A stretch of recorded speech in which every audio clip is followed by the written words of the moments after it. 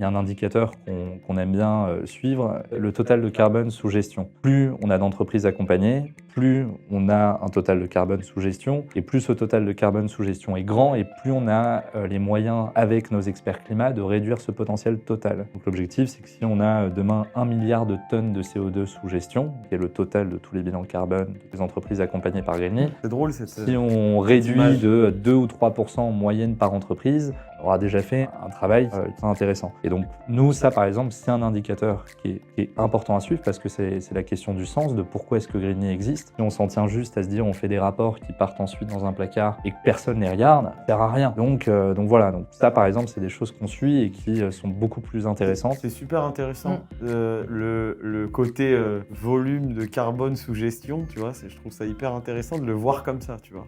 C'est un bon indicateur. Donc, c'est comme un investisseur qui va avoir un portefeuille, un total une enveloppe à investir. Non, bah, j'ai une locomotive, j'ai un portefeuille de 3 millions à investir, etc. Et du coup, je le mets dans toutes mes structures. Nous, on a sur le même modèle qu'un fonds d'investissement, on a un total de carbone sous gestion. Et derrière nous, l'enjeu, c'est de se dire comment est-ce que nos diététiciens du climat en interne vont réduire ce total de carbone sous gestion.